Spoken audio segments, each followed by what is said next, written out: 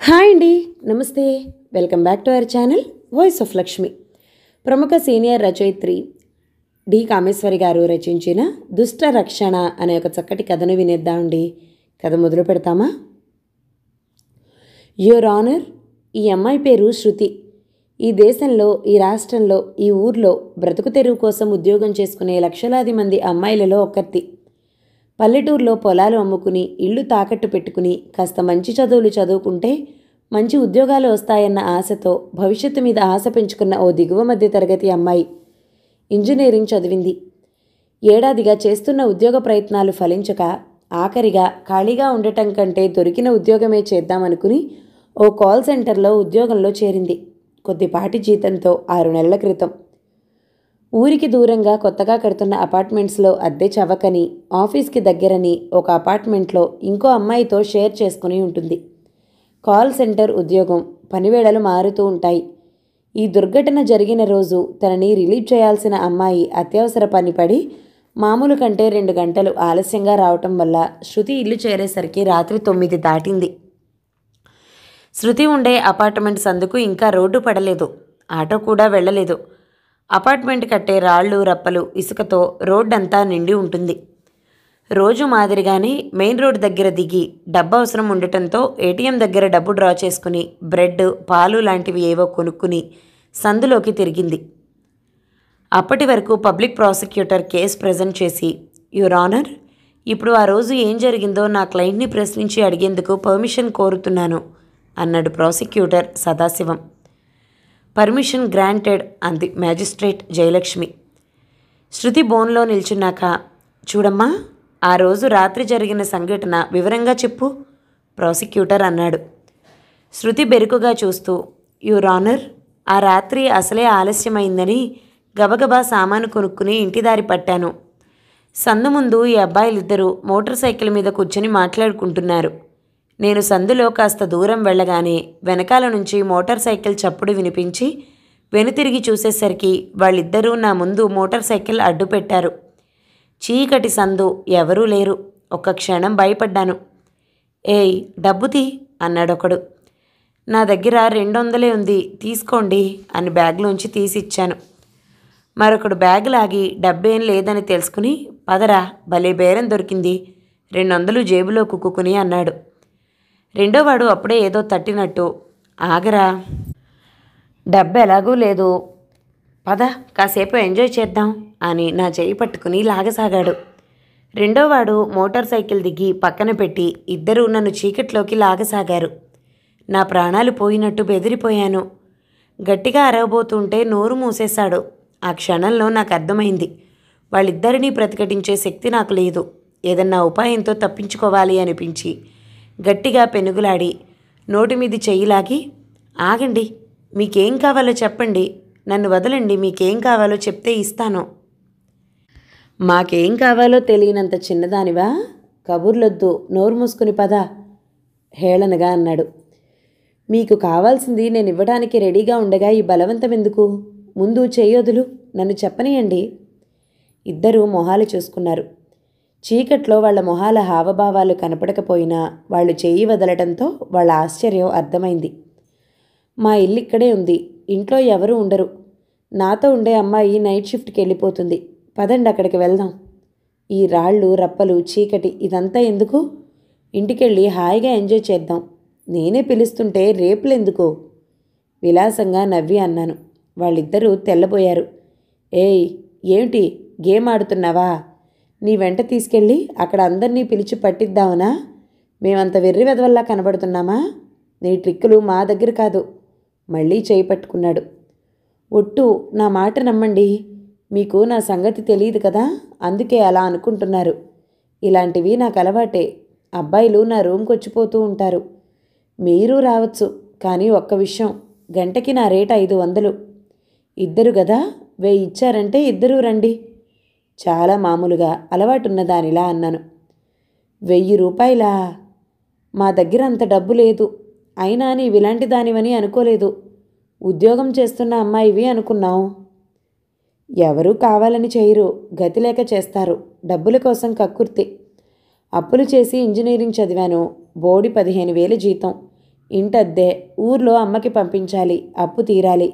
నెల నెల అప్పులే. అందుకే ఈ కక్కుర్తి. తప్పదు మరి నమ్మకంగా అన్నాను. నీవిలాంటి పనులు చేస్తున్నట్టు ఎవరికీ తెలీదా? తెలిసేటట్టు చేస్తారా ఎవరన్నా? నా రూమ్మేట్ లేనప్పుడు, ఎవరన్నా నా మీద ఇంట్రెస్ట్ చూపినప్పుడు పిలుస్తాను. ఇంతకీ వస్తారా లేదా చెప్పండి.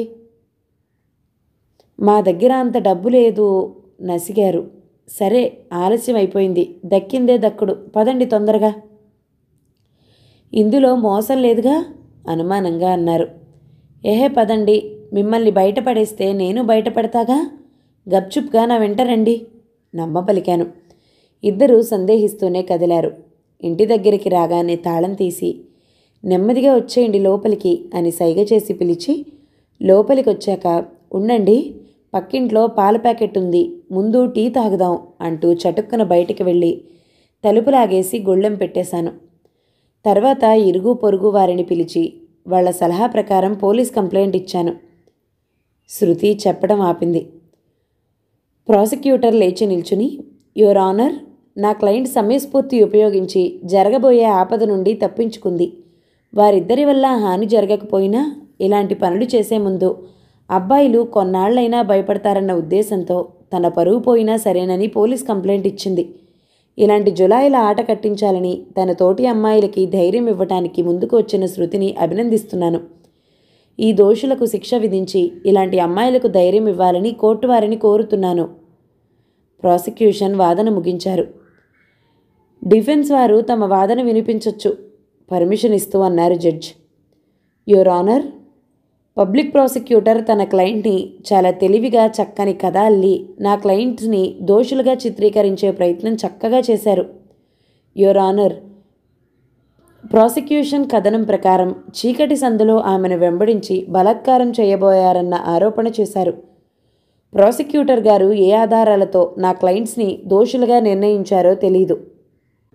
వారిద్దరిని దోషులుగా నిర్ణయించే ముందు వారిద్దరినీ విచారించేందుకు పర్మిషన్ ఇవ్వాలని కోర్టు వారిని కోరుతున్నాను అన్నాడు defence lawyer Vishwanatham. Proceed. Judge permission ఇచ్చారు. ఆ రాత్రి రాజు వెంకట్ అరెస్ట్ అయ్యాక మన్నాడు ఆదివారం అవటంతో సోమవారం మ్యాజిస్ట్రేట్ ముందు కేసు హియరింగ్కి వచ్చింది. దానికి ముందు శనివారం రాత్రి, లాయర్ గారు, మా కుర్ర వెధవలు తెలివి తక్కువ వెధవలు. మా పరువు బజారున పడేసే దరిద్రపు పని చేశారు. పోలీస్ లాకప్లో ఉన్నారు. మీరే వాళ్ళని కాపాడాలి. నిజంగా ఏ తప్పు చేయలేదు. తొందరపడి తప్పు చేయబోయి దొరికిపోయారు. మీరే కాపాడాలి. వాళ్ళకి శిక్ష పడకుండా మీరే కాపాడాలి. మీరు కోరిన ఫీజు ఇచ్చుకుంటాం. ఇద్దరు తండ్రులు లాయర్ విశ్వనాథం ముందు చేతులు జోడించారు. విశ్వనాథం కేసులని తలకిందులు చేసే చాకచక్యంతో పాటు మనిషి మొహం చూసి వారి అంతస్తులను అంచనా వేసేసి ఫీజులు అడిగే తెలివి, సామర్థ్యం ఉందని ఆయన్ని తెలిసిన అందరూ అంటారు. నిజం దాచకుండా ప్రతి అక్షరం చెప్తే కేసు తీసుకునేది లేనిది చెప్తాను అన్నాడు దర్పంగా. అంతా విన్నాక, ఇదేం పెద్ద భయపడాల్సిన కేసు కాదు. నేరం జరగలేదు, జరిగే ప్రయత్నమే జరిగింది. రాజు వెంకట్లతో మాట్లాడతాను. సోమవారం కోర్టుకు రండి. ముందు బెయిల్కి ప్రయత్నిస్తాను. బెయిల్ దొరుకుతుంది. నిశ్చింతగా ఉండండి అభయం ఇచ్చి పంపాడు. సోమవారం బెయిల్ దొరికిన తర్వాత 20 రోజులకి కేసు హియరింగ్కి వచ్చింది. యువర్ ఆనర్, నా క్లయింట్స్ రాజు వెంకట్లను విచారించేందుకు పర్మిషన్ కోర్టు వారిస్తే ఈ కేసులో నిజానిజాలు బయటకు వస్తాయి. Yes, you can proceed, judge గారు అన్నారు.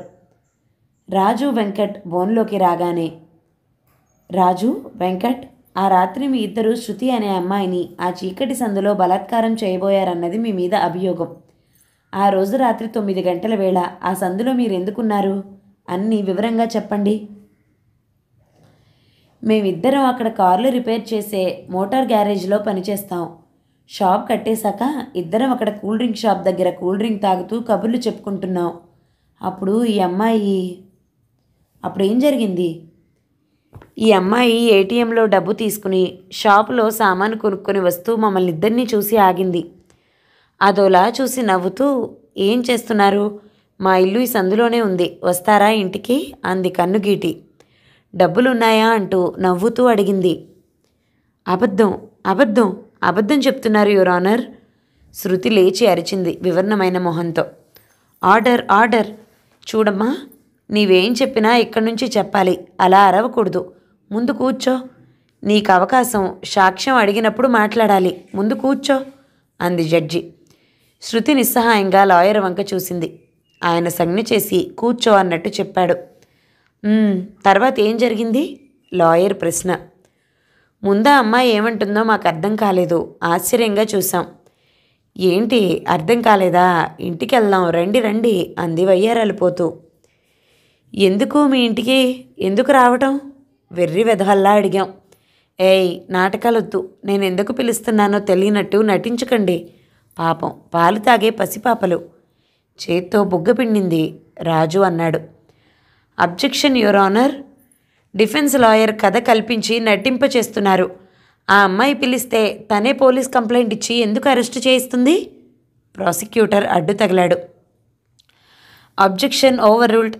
ముందు డిఫెన్స్ వాదన పూర్తి కానియండి. క్రాస్ ఎగ్జామిన్లో మీ ప్రశ్నలు అడగొచ్చు, జడ్జి వారించింది. అప్పుడేం చేశారిద్దరూ? లాయర్ మళ్ళీ ప్రశ్నలు మొదలుపెట్టాడు. అప్పటికి మాకు ఈ అమ్మాయి అలాంటి రకమే అని అర్థమై ఆశ్చర్యపోయాం. రూమ్ లాంటివి కొత్త సార్, ఒకసారి వెళ్ళి చూద్దామా అనిపించిన భయం వేసి ఆగిపోయాం. ఏంటి రారా మీరు? భలే బేరం తగిలింది. విసుక్కుని ఆ అమ్మాయి వెళ్ళడానికి సందులోకి తిరిగింది. పదరా, పిలుస్తుంది. ఊరికే సరదాగా వెళ్ళి చూద్దాం అన్నాడు రాజు. ఇద్దరం మోటార్ సైకిల్ ఎక్కి అమ్మాయి వెనుక పోనిచ్చాం. ఆ అమ్మాయి వెనక్కి తిరిగి నవ్వి, గుడ్, వస్తున్నారన్నమాట. ఏయ్ జరుగు అంటూ రాజుని కాస్త ముందుకు తోసి మోటార్ సైకిల్ ఎక్కింది. ఇంటికి వెళ్ళాక లోపలికి వెళ్ళాం అందరూ. ఇదిగో నా రేటు, మనిషికి 500 తెలుసా? డబ్బులున్నాయా అంది. ఇద్దరం మొహాలు చూసుకున్నాం. లేవు, నెలాఖరు ఓ 200 ఉంటుంది ఇద్దరికీ కలిసి అన్నాం. దాంతో మొహం మాడిపోయింది. ఏయ్ లేవండి, భలే బేరం, పోండి అవతలికి అని కసిరింది. తర్వాత మా చేతుల్లో పర్సులు లాక్కుని ఉన్న డబ్బంతా తీసేసుకుంది. మేం గట్టిగా ఆమె చేతిలో నుంచి పర్సు లాక్కోబోయాం అరుస్తూ. ఏయ్, నోరు మూసుకుని అవతలికి పొండి అంది. మేము ఊరుకోలేదు. ఆమె చేతిలో డబ్బు లాక్కోబోయాం కోపంగా. ఇద్దరం పెనుగులాడాం. దాంతో ఆ అమ్మాయికి కోపం వచ్చి మమ్మల్ని ఒక్క తోపు తోసి బయటికి పరిగెత్తి తలుపు గడియ పెట్టి గట్టిగా అరిచి అందరినీ పిలిచింది. అందరూ వచ్చి ఆ అమ్మాయి మాటలు నమ్మి పోలీసులను పిలిచారు. రాజు, వెంకట్ కథనం ముగించారు. యువర్ ఆనర్, ఇది అసలు జరిగిన సంగతి. తను అనుకున్నట్టు వాళ్ళ దగ్గర డబ్బులు లేకపోగానే ఉన్న డబ్బంతా వాళ్ళు వదలకపోయేసరికి కోపంతో వాళ్ళని కట్టుకథ అల్లి పోలీసులకి పట్టించింది. యువర్ ఆనర్, ఈ రోజుల్లో అమ్మాయిలు తమ షోకులకి, షికార్లకి, సరదాలకి, ఎక్స్ట్రా మనీ, ఈజీ మనీ సంపాదనకు అబ్బాయిలకి ఎరవేస్తున్నారు. తల్లిదండ్రులకు ఉద్యోగాల పేరుతో దూరంగా ఉంటూ ఇలాంటి చిల్లర పనులు చేస్తూ డబ్బు సంపాదిస్తున్నారు. Objection your honour. Defence lawyer అమ్మాయిలను గురించి చాలా అవమానకరమైన, అనుచితమైన వ్యాఖ్యలు చేస్తున్నారు. నా క్లయింట్ మర్యాద గల మధ్యతరగతి అమ్మాయి. ఆ అమ్మాయి మొహం చూడండి, ఎంత అవమానంతో, సిగ్గుతో చితికిపోయిందో. శృతి ఎర్రబడిన మొహంతో కళ్ళు తుడుచుకోవటం చూపిస్తూ అన్నాడు. శృతి తలదించుకుంది. నా క్లయింట్ అలాంటి అమ్మాయి అయితే గప్చుప్గా ఊరుకునేది, కానీ ఇలా పబ్లిక్గా కోర్టుకెక్కి నిలబడేది కాదు. డిఫెన్స్ లాయర్ గారు తమ క్లయింట్స్ని రక్షించుకోవడానికి చేసిన ప్రయత్నం ఇది, గట్టిగా వాదించాడు ప్రాసిక్యూటర్.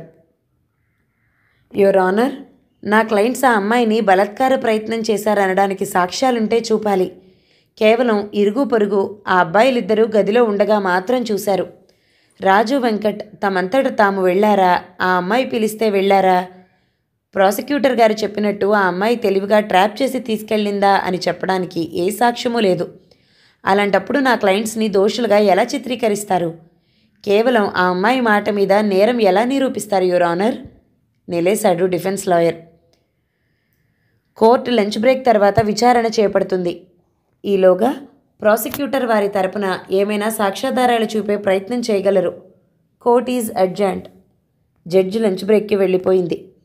శృతి దిగులుగా, నిస్సహాయంగా తన లాయర్ వంక చూసింది. ఏం చేద్దాం సార్? సాక్ష్యం ఎక్కడి నుంచి తేవాలి? సాక్ష్యం చూపించకపోతే కేసు కొట్టేస్తారా? దిగులుగా అంది. ఇవన్నీ అలవాటైన ప్రాసిక్యూటర్. చూద్దాం, జడ్జిమెంట్కి ఇంకా టైం ఉంది, ఆలోచిస్తా అంటూ లంచ్కి వెళ్ళిపోయాడు. జడ్జి ఛాంబర్లో లంచ్ చేస్తూ ఉండగా బెదురుగా చూస్తూ లోపలికి వచ్చిన శృతిని చూసి, ఇక్కడేం చేస్తున్నావు? లోపలికి ఎలా వచ్చావు? ఏం కావాలి నీకు? దురుసుగానే అంది. మేడం, నేను నిజమే చెప్తున్నాను మేడం. ఆ రోజు వాళ్ళిద్దరూ నా మీద బలప్రయోగం చేయబోయారు. అదృష్టం బావుండి ఆ క్షణంలో తెలివిగా వాళ్ళని పక్కదారి పట్టించి తీసుకెళ్లాను. దేవుడి సాక్ష్యంగా నిజం చెప్తున్నాను, నన్ను నమ్మండి అమాయకంగా అంది. నీవిలా నా దగ్గరకొచ్చి మాట్లాడకూడదు. ఏం చెప్పాలన్నా కోర్టులో చెప్పాలి. ఇలా రావటం, నాతో మాట్లాడటం నీ కేసుకి మైనస్ పాయింట్ అవ్వగలదు. వెంటనే వెళ్ళు. అసలు నిన్ను లోపలికి ఎవరు రానిచ్చారు? కోపంగా అంది జడ్జ్. లంచ్ తర్వాత కేసు మళ్ళీ మొదలైంది. ఇరువురి క్రాస్ ఎగ్జామిన్లు, లాయర్ వాదనలు పూర్తయ్యాయి. ప్రాసిక్యూషన్ తగిన సాక్ష్యాధారాలు చూపలేకపోవటం వల్ల కేవలం వాటి నోటి సాక్ష్యం తప్ప వేరే ఆధారాలు ప్రతివాదులని దోషులుగా ఈ కేసులో చూపించలేకపోయినందువల్ల నేరం జరగలేదు. కేవలం నేర ప్రయత్నం జరిగినందువల్ల రాజు, వెంకట్లకి కోర్టు మొదటి తప్పుగా వారికి తీవ్రమైన వార్నింగ్గా అభ్యంతరం తెలుపుతూ మొదటి తప్పుకి క్షమించి కోర్టు కేసు కొట్టివేయటం జరిగింది. కానీ న్యాయస్థానం వారి చర్యని అభ్యంతరకరమైన చర్యగా పరిగణిస్తూ 1000 రూపాయల జరిమానా విధిస్తూ, ఒక జడ్జిగా న్యాయస్థానంలో కూర్చున్న ఒక స్త్రీగా ఇలాంటి యువతకి ఒక విన్నపం. మీలాగా బ్రతుకు తెరువుకి ఇల్లు వదిలి బయటికి వచ్చే ఆడపిల్లలని వారి బ్రతుకు బతకనియండి. వారిని గౌరవించటం నేర్చుకోండి. వారి తలెత్తుకు ధైర్యంగా బ్రతికే పరిస్థితులు కల్పించండి.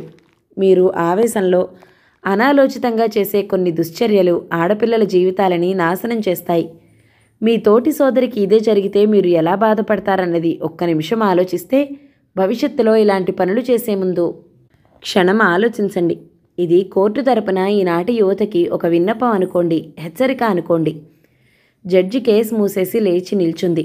రాజు, వెంకట్లు తలలు దించుకున్నారు. శృతి నిస్పృహగా, నిరాశగా బోను నుంచి దిగింది. మేడం, నేను ఇలా రావటం తప్పే. నేను ఒక జడ్జి గారింటికి రాలేదు మేడం. మీలాంటి ఉన్నత స్థానంలో ఉండి న్యాయాన్యాయాలు విచారించే అధికారం చేతిలో ఉండి కూడా అబద్ధాన్ని, అన్యాయాల్ని ప్రోత్సహించే తీర్పు ఇవ్వటం నిజంగా నాకు చాలా మనస్తాపం కలిగించింది. అలాంటి పరిస్థితుల్లో చిక్కుకున్న స్త్రీలు సాక్ష్యాధారాలు ఎలా చూపిస్తారు? అందరూ చూస్తూ ఉండగా ఎవరైనా ఇలాంటి పనులు చేస్తారా? ఆ పరిస్థితిలో సాక్ష్యం చెప్పడానికి ఎవరుంటారు మేడం? ఏ ఆడపిల్ల అబద్ధంగా తన మీద అత్యాచారం జరిగిందనో, జరగబోయిందనో పోలీస్ కంప్లైంట్ ఇస్తుందా? ఒక స్త్రీ అలా కంప్లైంట్ ఇచ్చిందంటే అప్పటికే అవమానం సహించి తలెత్తుకోలేని స్థితిలో ఉండి కూడా ధైర్యంగా నిలబడిందంటే తనలా కొందరమ్మాయిల కన్నా ధైర్యం ఇచ్చి ఇలాంటి సంఘటన జరిగినప్పుడు దోషులను పట్టివ్వటం మీ కర్తవ్యం అని చెప్పడానికే. చూడమ్మా శృతి, నీ ఆవేశం, ఆవేదన నాకు అర్థమైంది. నాకున్న పరిధిలో న్యాయస్థానంలో కూర్చున్నప్పుడు కొన్ని నిబంధనలు, న్యాయ సూత్రాలు తప్పక పాటించాలి. సాక్ష్యాధారాలు చూపలేని కేసులకు సరైన తీర్పు వెలువడదు. మన న్యాయదేవత కళ్లకు గంతలు కట్టుకుంది. కళ్ళే కాదు, చెవులు కూడా మూసుకుంది. సాక్ష్యం లేనప్పుడు ఒక స్త్రీగా నిన్ను నేను నమ్ముతాను.